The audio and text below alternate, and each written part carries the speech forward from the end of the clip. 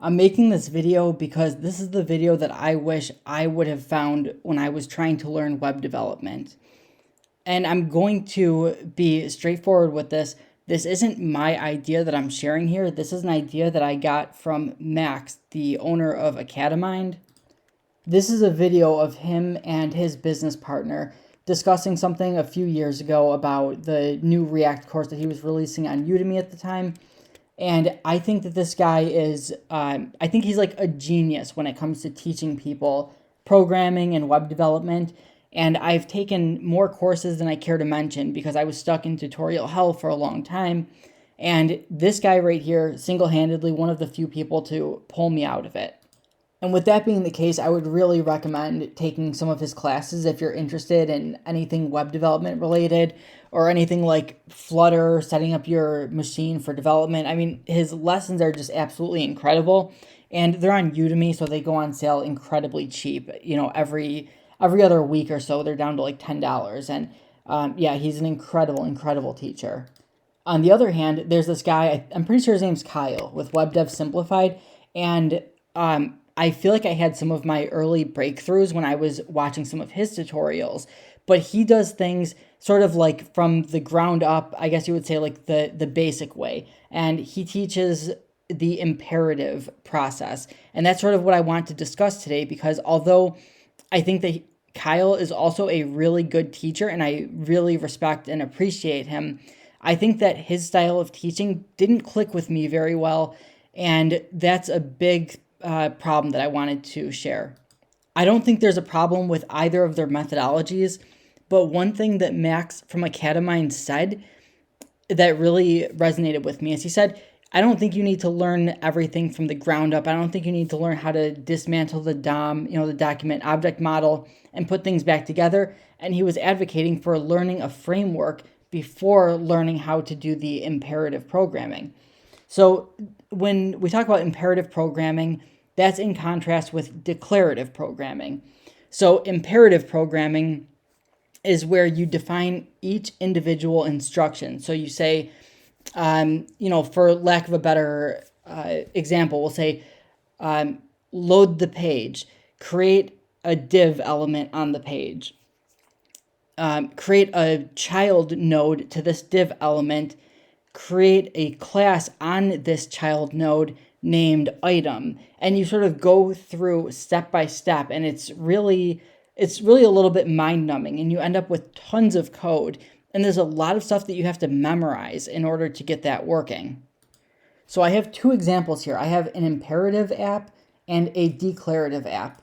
The declarative app isn't created yet, and I'm actually going to walk through it.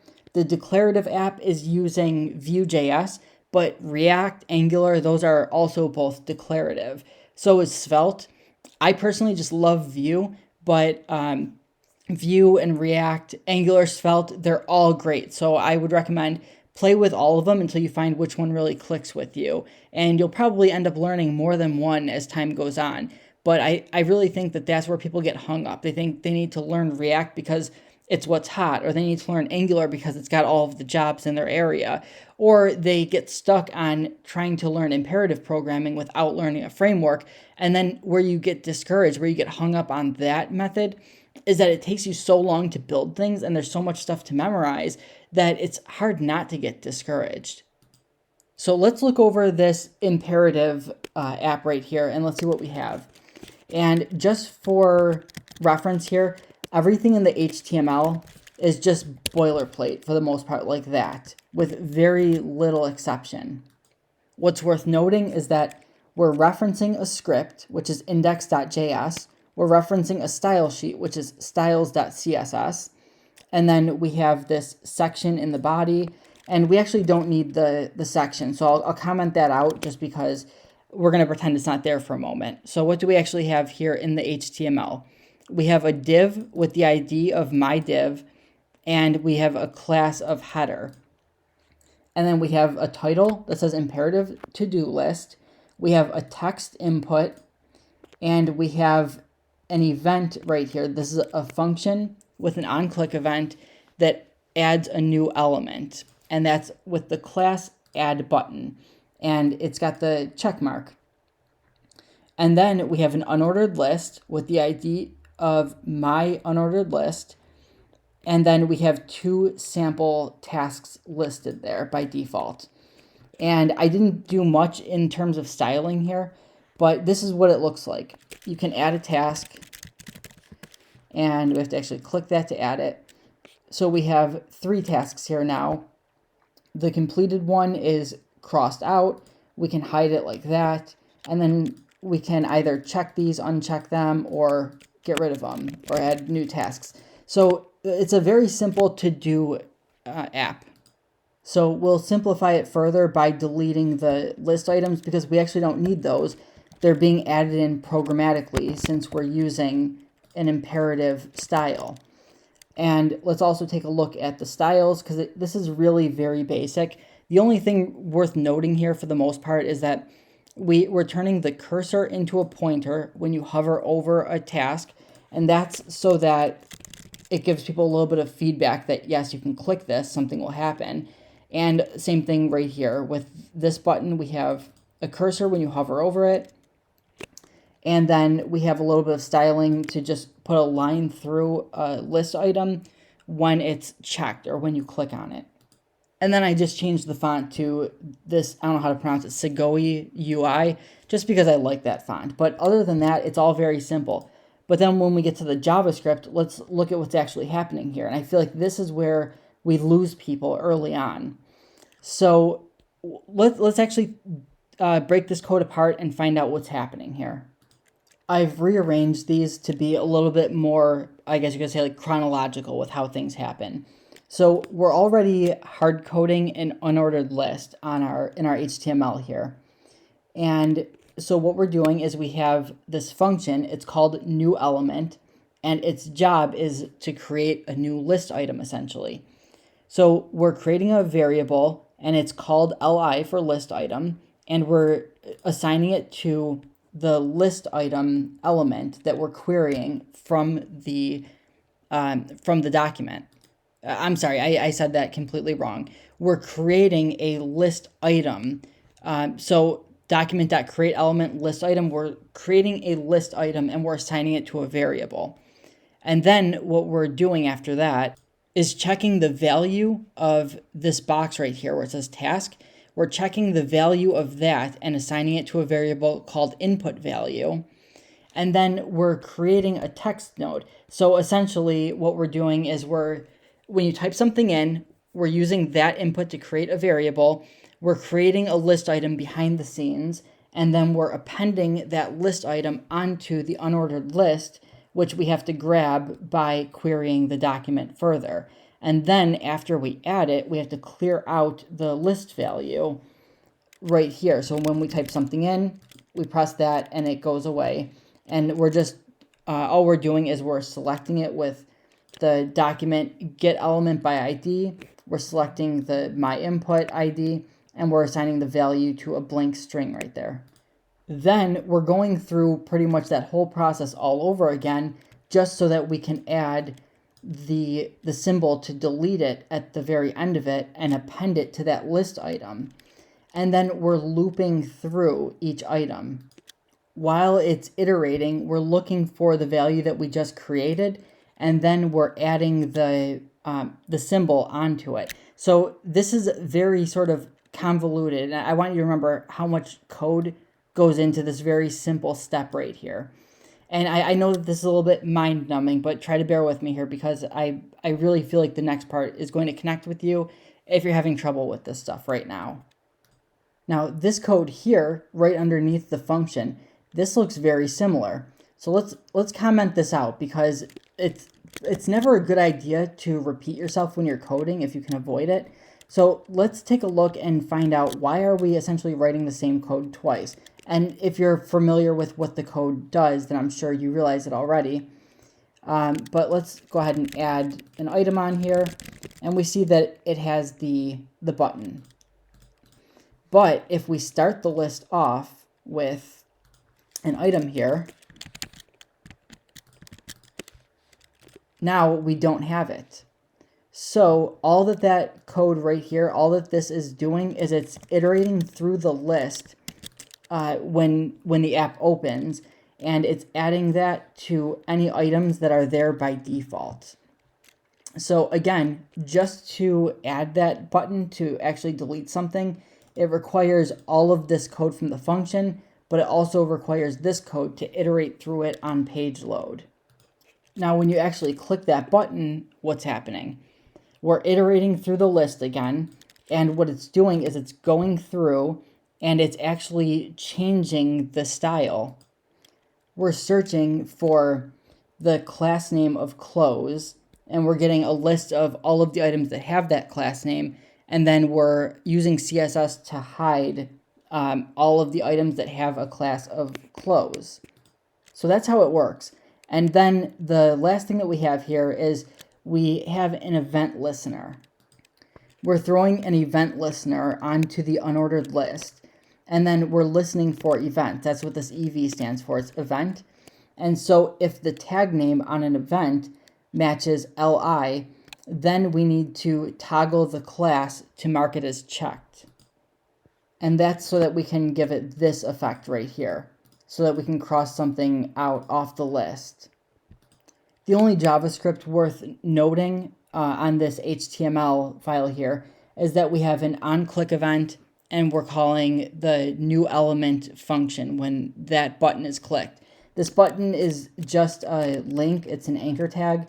You could actually make it a button, but I changed it to an anchor tag just so that you wouldn't have the button behind it, because then I would have to add more styling to make the button invisible. So that's a lot of code. Let's actually condense this all into this one HTML document. So we'll take this right here where we're adding the relevant source, and we'll just paste the code right in there. And we'll do the same thing with the styles. So we'll copy that, go back to index, and where are the styles? Right here. We're going to change this to style. We'll paste that in, and we can delete this now. And we can delete the index.js. Now I'm going to delete these because we're not using them anymore. And now we essentially have what would be referred to as like a single file component. I wouldn't call it that with an HTML file, but that's the terminology that's used within frameworks. So all of this code just for this incredibly basic app, and let's make sure it still works. Yeah, okay, so we're good. But that is why I think a lot of people have so much trouble getting into web development, because that's a lot that you have to memorize. With the query selectors, the document selectors, getting items by ID and classes, it doesn't sound like a lot, but there's a lot of syntax that you have to memorize. And sure, you can reference it as you're going. It's not hard to find this information online, but if you're referencing these every time you need to do it, it takes you just that much longer to actually create anything. Now, the argument that I want to make is that you can always learn, you can always get to know exactly what happens with the document object model. You can always learn that down the line. I don't think it needs to be the first thing that you learn. I actually think that having that be the first thing that you learn can be incredibly discouraging because it takes you so long to build interesting things. Again, this is exactly 100 lines of code, and it's about as minimal as it gets. It's less than 100 lines because I've got some comments on here, but almost 100 lines of code. So let's keep that in mind. And now let's take a look at the declarative approach. I'm going to do that using Vue.js. Let's take a look at what we have here. Again, we just have a simple HTML file. It's the boilerplate. The only thing that's not boilerplate in here is I have a style that's aligning all the text in the center, and we actually don't need that, so I'm going to go ahead and delete that. I'll leave the style tag in there because I probably will want to add some styles, of course. And then we have a section tag with the ID of app, which is important. And then we have view. This is coming from a CDN. So at the bottom, we're actually we're calling the view CDN essentially to render the page. And this is where we're going to put our code in the index.js file. And just like with the first one, at the end of this part, I'll also copy everything into this one file so you can see a single file component, because that actually is more common with Vue.js. But this is all it takes to get started. So we have the script tag, we're reaching out to get Vue.js. And then since we have this ID tag right here for this section here, this doesn't have to be a section. This could be a div. It can be anything that you want it to be, anything that acts as sort of like a container. I'm going to leave it as section because I like using section for that. But the ID is app. So now if we take a look in the index.js file, which is just off the screen a little bit, this is all we have right here. We have an empty object called app data. It doesn't have to be called app data. That's just what I named it. And then we have the Vue. We're referencing Vue because it's being brought in the HTML file before we reference the index file. So that's why we're allowed to reference it there.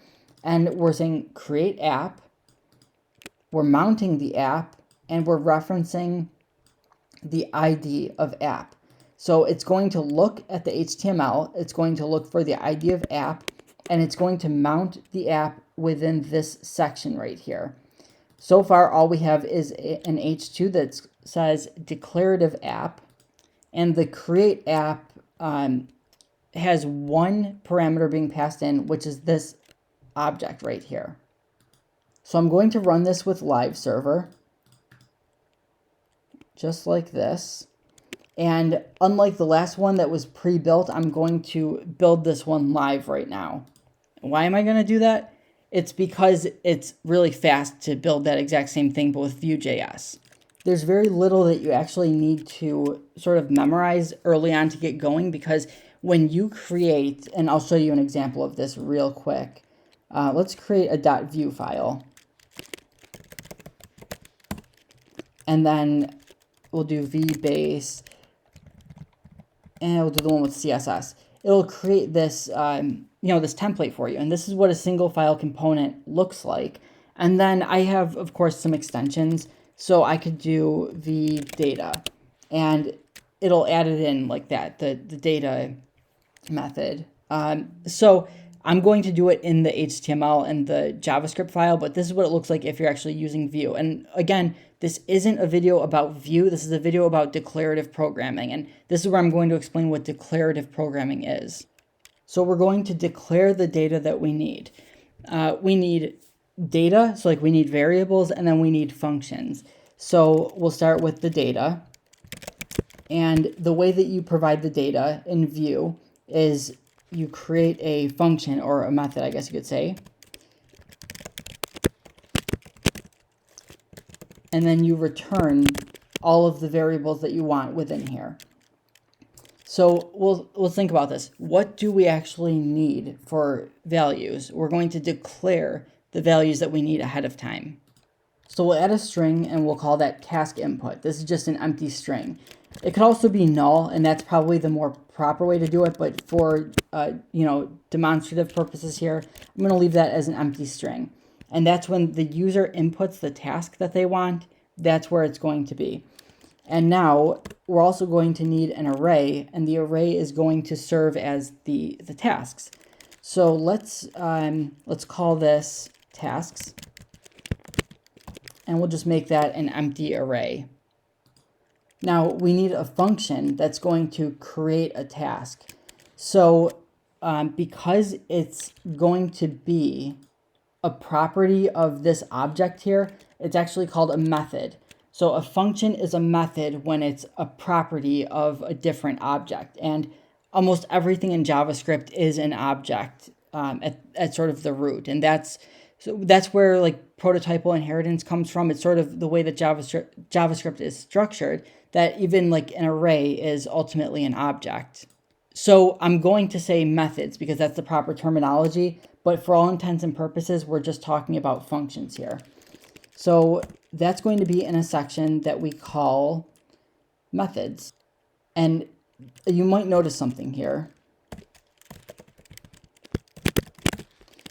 All we're doing is we're creating key value pairs. So let's take a look at this. We have app data. And then within app data, we have data.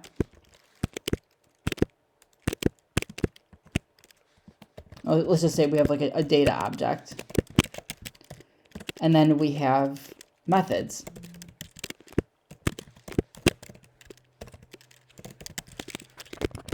So this is what our app is sort of looking like. If you sort of destructure it, we can think of it like it's an object that sort of contains these other properties, which are, so far, data and methods.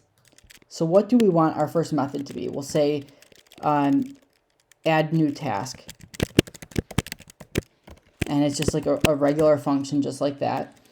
And so in order to add the new task, we're going to want to push it into this task array. So let's sort of work from this backwards here. We'll say new task is going to have to be defined. So we'll say let new task, because I don't want to make it a const. We don't know yet if we're going to be modifying it. And what do we want the task to look like? Well, I would say that a better way than what we did in the previous version, the imperative version, it's probably better if we actually make a task an individual object that has two different key value pairs. And that should be, what is the name of this task? And then, is it completed? So we'll have a string and then we'll have a Boolean. So we'll say, I suppose we'll do task name. And then completed. And when you add a new task, it's always going to be false at first. But what's the task name going to be? The task name is going to be this task input value right here. So instead of making that a blank string, we're going to make it this, because we're referencing this app data object here. So it's this dot task input. So we can add some additional logic as far as whether we want it to be, whether we want anything to happen if that task input is still empty, for example, but we don't have to get to that just yet. As a matter of fact, I'm just going to take all of this in index.js. I'm going to cut that, and I'm going to put a script tag in here and just paste it right in there. And now this script tag where I'm calling to this index file, I'll delete that. And again, just off to the left of the screen, I'm going to delete the index.js file. So now we just have one index.html file here. So let's pick it up right there now. Okay, so we're creating a new task object, and it's getting the task input, which is created right here. We're using this to reference it. So after we create the new task, then what we want to do is we want to push it into the task array. So we'll say new task dot push this dot tasks. And so this is sort of the declarative mindset. We're saying, what do we want the app to display? And instead of having to think about it step by step, we address it a little bit more like this. Now, when you're creating a method or a function, you're inherently thinking more imperatively, because of course you can't just tell a function or a method what you want it to do. You actually have to go through step by step the same way that you would if you were doing it with vanilla JavaScript, but it's sort of the overall layout, and that's where you're going to see it really shine. This is actually backwards. This should be tasks, this dot tasks dot push new task. And we don't need to say this with new task because we're creating it right here. It's not coming from elsewhere in the object. Now, this is specific to Vue.js, but if we put these double curly braces in here, this is where we can reference things from the script area. So I'm going to just call the actual object, and this isn't how it's going, we're going to call the array of the object. This isn't how we're going to keep it, but this is just so we can get something showing on the screen. So let's go ahead and call, what do we name it here? Tasks. Okay. Now that we actually have a structure that we're using for the task object, let's throw some dummy tasks in here just so we can actually, debug it a little bit. So I added buy food and eat food. One of them is false, one of them is true. If we look over here now, we're just going to see the actual array. So we've got the information to print out to the screen. Obviously, it's not doing us any good in this format.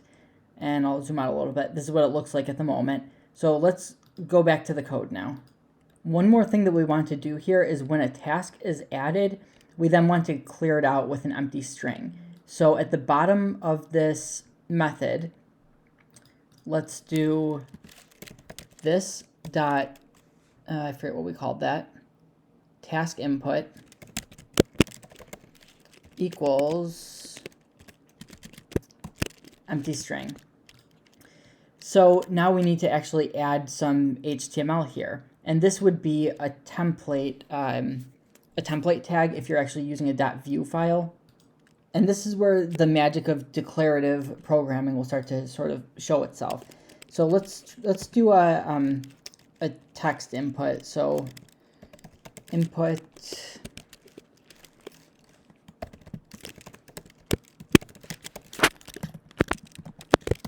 I'm so used to using CSS frameworks that I actually had to think about this.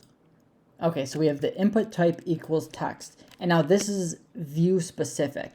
So we're going to say vbind. And actually, as a matter of fact, let's do model. So if we do vmodel, that's two-way binding with Vue. So we're going to bind it to task input right there. So vmodel task input. And that's for the text input. Now we want an unordered list. So this is just a simple unordered list. I'm going to make this input self-closing right there. And now this is where our tasks are going to go. So let's manually put one in here. So let's do this. We'll do tasks. We'll say index of 0 from the tasks array. And let's just take a look and make sure, I'll zoom out a little bit. We'll make sure that's showing up here, and it is showing up here. So we're on the right track. So now this is really cool. We'd have to jump through some serious hoops if we're doing vanilla JavaScript, but because we're doing a declarative method here, we can say v4. Again, this is specific to Vue, but React works in a very similar way. Same with Angular, same with Svelte, and they're all declarative like this. So we're going to say for each task in the tasks array, right? So v4 task in tasks. Then we're going to add a key. So the key for this particular instance can be, we'll say the index of task. I'm sorry, the index of task. We'll call it I, and to add an index, we just have to wrap that in parentheses and add an I there. So now we have a unique key, which happens to be the index. Now we're creating a variable here called task, so we only need this to say task, and this is going to reference each individual task. So let's take a look at the web app now, and I'm actually going to shrink this down so I don't have to keep changing the size. So now you see that for each individual task, it's actually showing the full object of the task. Now if we make this .task name, and we take a look at it again, now we have just the actual task there. So again, we're defining what we want the end product to be instead of defining the process it takes to get there. So let's go ahead and add a button now so that we can connect it to our method here to add new task. So we'll put it right here, and we'll call this, let's see, what do we want to, we'll keep it consistent with the other one. We want it to be the checkbox emoji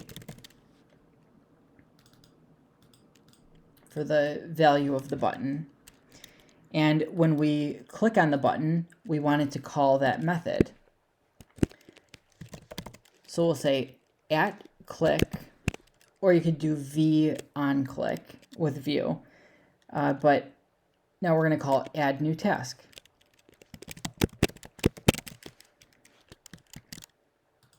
To keep it consistent with the other version we did, with the imperative version, I'm changing the button from a button to an anchor tag or a link. And then we'll give it a style.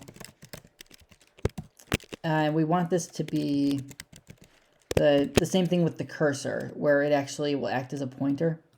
And that's just some inline CSS right there. But we could just as easily add it in the actual CSS or with Vue in particular. Again, single file components, there's an area specifically for styling.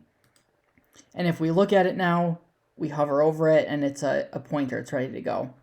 So now that we verify this is there, we can go ahead and delete this. This was essentially for debugging.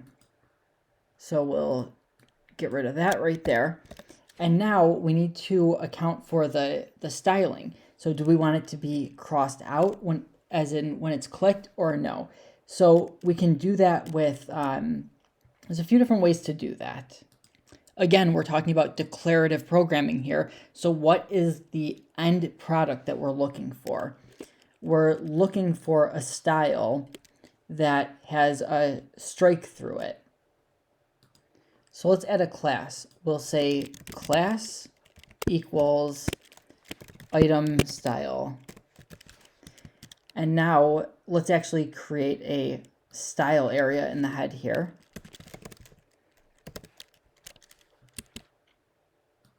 And I just added a few very basic things here. Again, I put this Segoi, whatever it's called, Sejo UI font for everything. And then for all list items, I put list style none to get rid of the bullets. And then for the item style, which we just created right here, we have the line going through there. So if we take a look at it, it's exactly what you would expect. They're crossed out now. So how do we change that? First, let's duplicate this class right here. So we'll have item style and item style checked. And now let's tell Vue exactly what we want. Now, if we want Vue to do a calculation inside of this class tag right here, we have to prefix it with the semicolon. I'm sorry, the colon rather. And so now we can actually say task. So that's referring to this right here, task. If we do task dot completed, again, let's reference what's right here, completed. So we do task dot completed.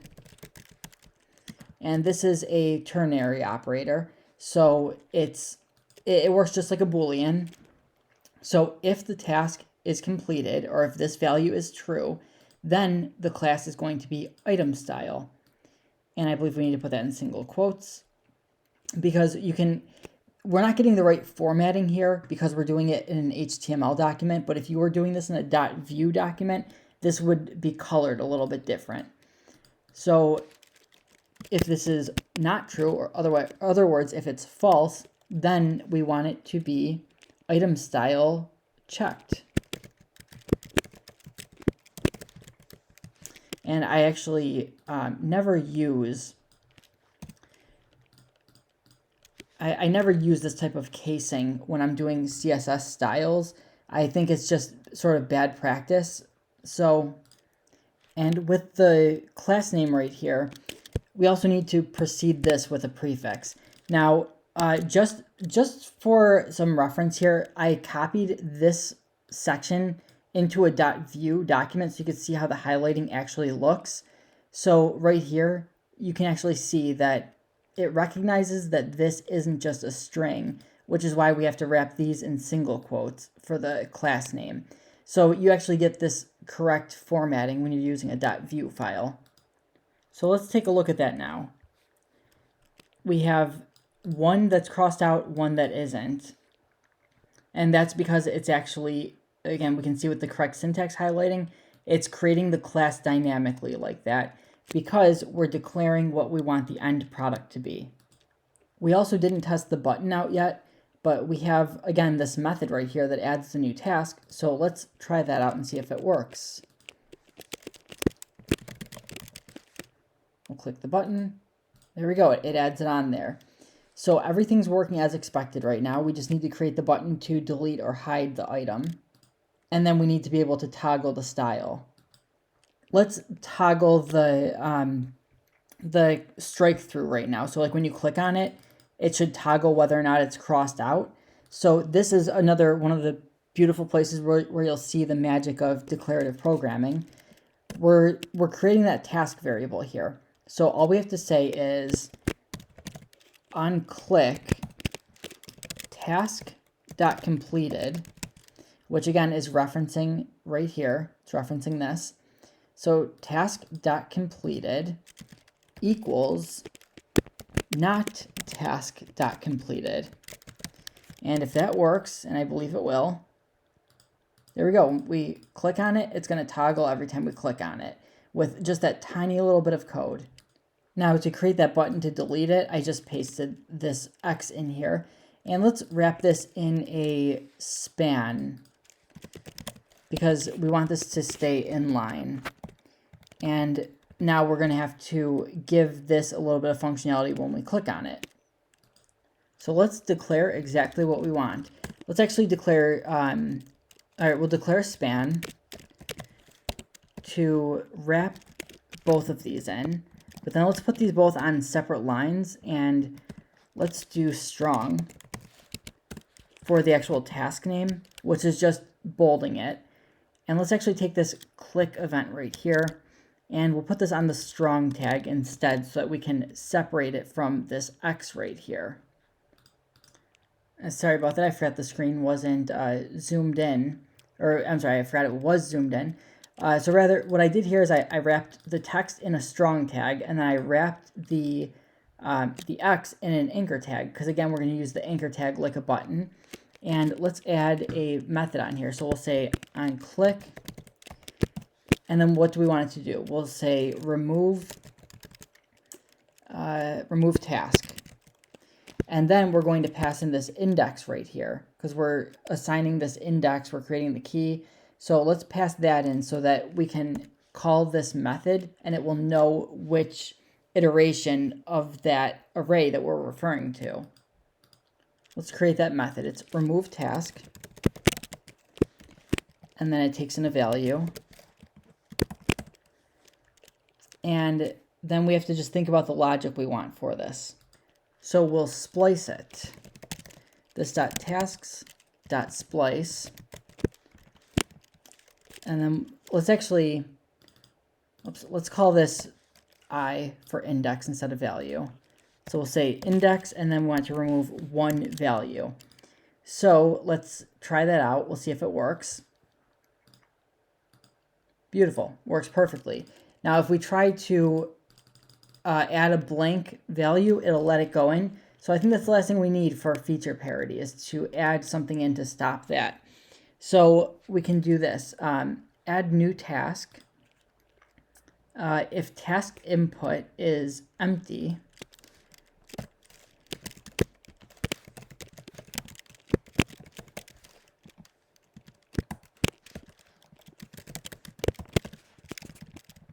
okay, so I think that this should actually work. We just throw an alert in here.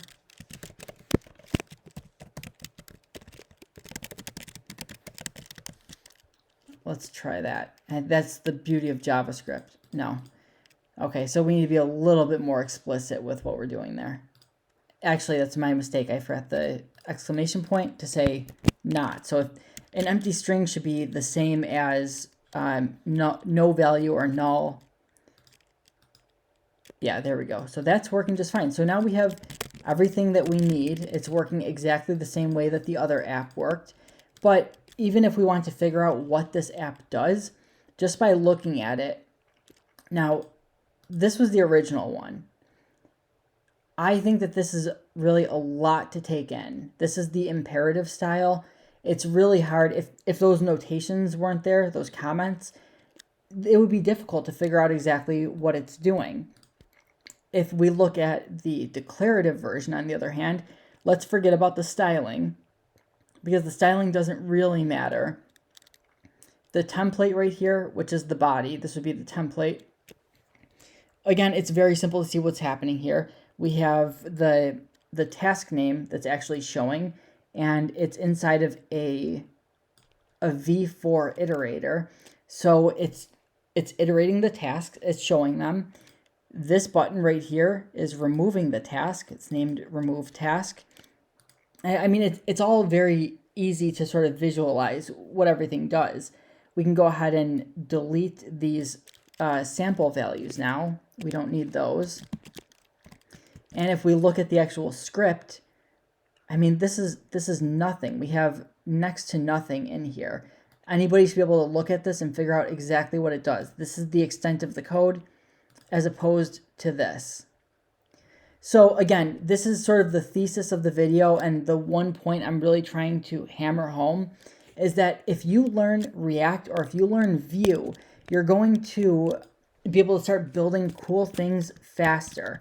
And I think that that really helps with the ability to not get discouraged and to really, to really start making progress, because instead of having to figure out what's the process to get here, you just declare what you want, and then you work your way through the logic. You just reason through it in a way that you're not trying to build something from the ground up that requires memorizing all the terminology, all the different ways to query the document object model. All you need to do is know some very basic JavaScript, and everything is almost just common sense from there. Then you need to learn some of the edge cases that come with Vue or React or Angular. But if you're trying to figure out which one's the easiest to get into, I would argue that it's either Vue or Svelte. I've heard people say that Svelte is the easiest. I personally love Vue, and I'll recommend it all day, every day. But React is one of the big ones that the job markets are all about these days. So that's where a lot of people want to jump in. But anyways, I just want to encourage you that if you're stuck in tutorial hell, if you're struggling to make progress learning web development, try out declarative programming. Try using a framework. Don't let people tell you that you need to master vanilla JavaScript and the document object model before you get into it, because I think that's just really not the case. I think it's actually 1,000 times easier to learn the document object model once you already, for one, once you're excited about a technology and once you're feeling good and confident that you can actually make things happen. And then also, just the more you play with a language, the more you play with JavaScript, the less, the less mental bandwidth it's going to take to memorize these things, like document.query selector, document.getElementById. ID. Although that's, it might not sound all that complicated, there's a lot of those little things you have to memorize when you're manipulating the document object model. So I just want to encourage you to not let anyone tell you how you have to learn, because you're going to learn however your brain best works. And hearing Max from Academind share his thoughts about learning a framework first, that really connected with me and that really helped me. So I wanted to sort of pay that forward. And feel free to leave a comment below. Let me know if you disagree with me. I'm sure plenty of people will, and I'd love to, debate it a little bit. I also apologize if I misspoke at all in this video. I'm trying to make it so I don't have to edit this. I know I've probably slipped up a few times, but hey, if I can help one person, I'm happy about that.